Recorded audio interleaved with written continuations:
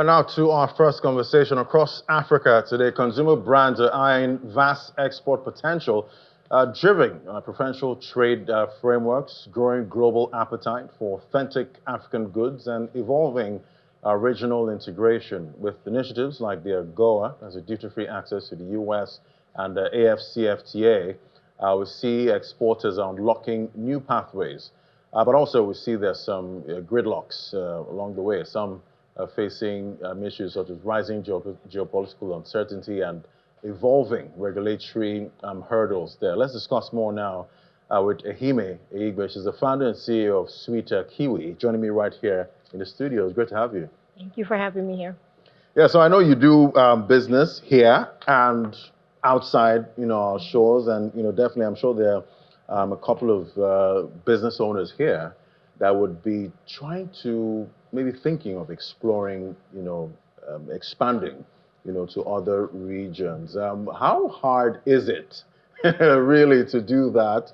Or is it something, people are just afraid of because they don't have the information? How do you see it? I would say it's two things, actually. It is difficult, especially when you're thinking about it from the African context or the Nigerian context. There are loads of barriers to global trade from the African side, such as availability of power. That's a big thing because for you to be able to participate in trade, especially exportation, manufacturing is a big component of that. And, obviously power is key to being able to manufacture. So those are part of the problems that I see that they face also with, non-unilateral policies, especially with, exports and a lot of hurdles, CBN and all the things that have to be done, exporting container shipments. It's really, really hard to try to export, but also there's also the information gap in terms of help brands or businesses understanding how to play with international players. Right. So if it's hard exporting, is it easier setting up shop in most of these regions and selling there? How easy does it make it easier? If you're not able to jump past the hurdles when it comes to exporting, you go out there and set up shop in the US and start business. Is that an option? It is an option. It could be an expensive option, depending on your status, depending on the kind of product as well that it is. I do think there are a lot of opportunities, but I think the opportunities start with addressing the actual problems and creating solutions to those problems. Last year, I worked on a project with USAID and Prosper Africa to help more African brands cross over into the US and in other international markets. And part of what the work we did was trying to find solutions to a lot of the problems. Having those brands have access to more international buyers. And we were able to see some of those problems from the perspective of the buyer. One of those is, delivery timelines. If I place an order, when exactly do I get my goods? And it's really difficult because there's no really schedule or timeline when containers leave, Nigeria or leave all these other countries and get to the US. Because that's not just a trade route that's really functioning at the moment. And that's something that we're trying to solve for. We should be trying to solve for. If it's coming from China, there's a fixed timeline. If I'm sending a container from China to the US or to Nigeria, there's a fixed timeline. But the problem is because there's not a lot of people exporting from Africa, a lot of, container shipping lines aren't dedicating containers to returning back to the US. Actually, from the information I have, the containers come to Nigeria or whatever African country, and then they go to Asia before they make their way back to the US. That's why it's easier to take cashews from Nigeria, ship it to Vietnam for processing, and then bring it into the US. But what we should be trying to do is make it easier for US customers to buy cashews directly from Nigeria. Right. And, definitely that just makes it more expensive, at this point when you can't just go directly, with routes that, just should be, that should actually make sense.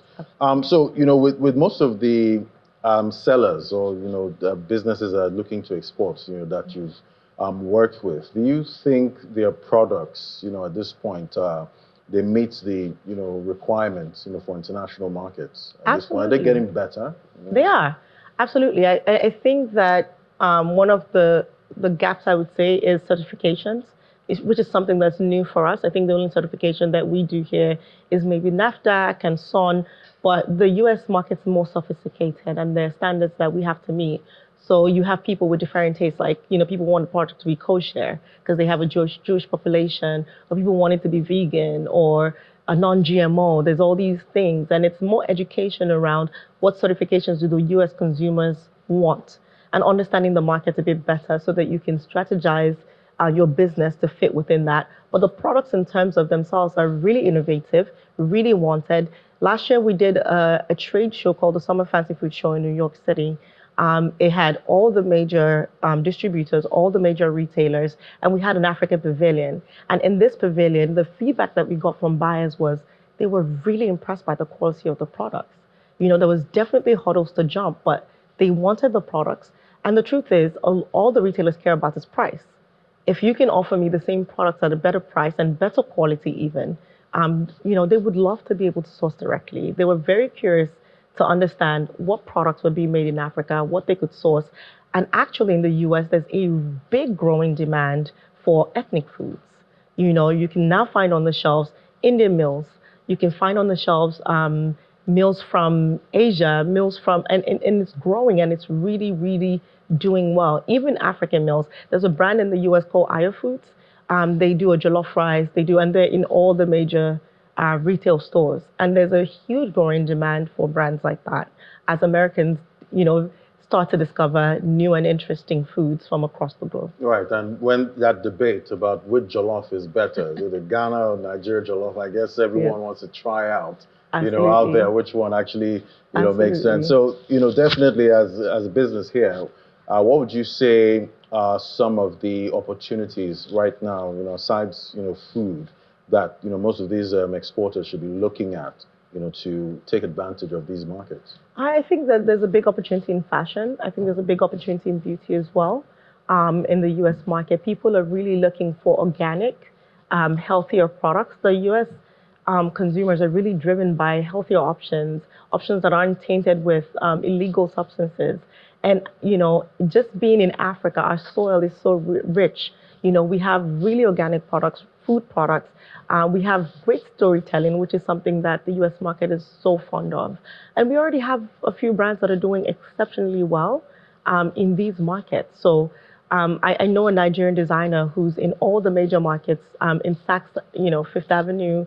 She's in Neiman Marcus, and it's made here in Nigeria and doing phenomenal on a global stage. Great storytelling, great branding, great packaging, great positioning as well. It's understanding the customer and understanding how to sell to them. A lot of times it's not really changing the product, but changing the messaging. Right, and talking about messaging, at this point, what would you, like to see when it comes to government policy to actually, help these businesses that are trying to, get the products out of, Nigeria, trying to produce more? We've had that issue about trade deficits. You're importing more, than you export. What would you like to see? I would really like to see them take the lead. The truth is, in any economy, in any country, the lead when it comes to trade has to be taken by the government. You need to make it easier for brands to produce. You need to reduce the barriers to production. So power, water, making those things easier so that they can get the certifications that they need, like the FDA certification, and all the things that they need to be competitive in a bigger market. If you come to the Fancy Food Show, you see countries like Egypt having their own pavilion. You see countries like Morocco having their own pavilion. Nigeria should have its own pavilion at these shows, displaying the best in Nigerian food, in Nigerian fashion, and being able to also have policies that allow brands to export very quickly and easily without a lot of hassle. That's also a very, very big problem. When I worked with these brands last year, we had so many brands who closed major deals, but the biggest problem was shipping. When it came time to ship, there was no really fixed timelines, and at the end of the day, we had to air freight, which made it way more expensive and no longer attractive to the buyers. But the thing is, the retailers are paying attention, and Africa's caught our attention. Afrobeats has done so much to get the world interested in what's happening in Africa. For example, this year, I worked with Walmart on a project where Walmart was sourcing for all their 300 Walmart stores, own stores in Africa, from African brands. And they source from across the continent, Nigeria, everywhere. The biggest issue with brands from Nigeria was shipping. I worked with this chocolate company who was selected to pitch. But the biggest barrier to her getting the deal was the fact that shipping was so expensive. So how can the government come in to negotiate deals with, big shipping lines like Maersk, like, people who can really help cut the cost down of shipping to move the needle? If you look at the US market and look at other markets and see what they do so well, like my business in the US, we get so much support from the US government.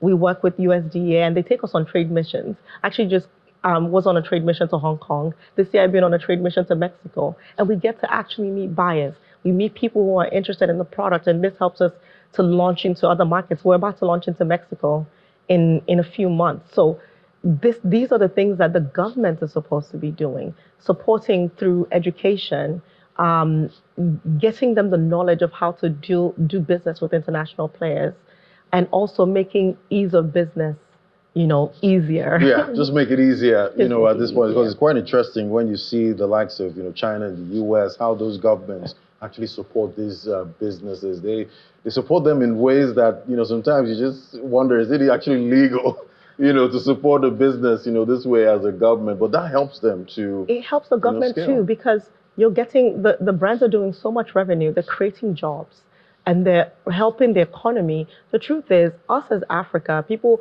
when I'm in the US context and people talk about Africa and they talk about aid or how Africa always needs aid, especially in a time like this where USAID doesn't exist, a lot of organizations that are giving aid are not going to exist.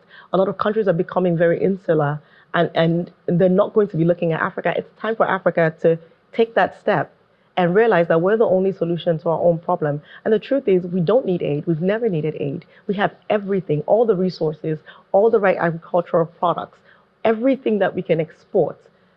If we increase trade on the African side by even 1%, that's about $75 million that's coming to Africa.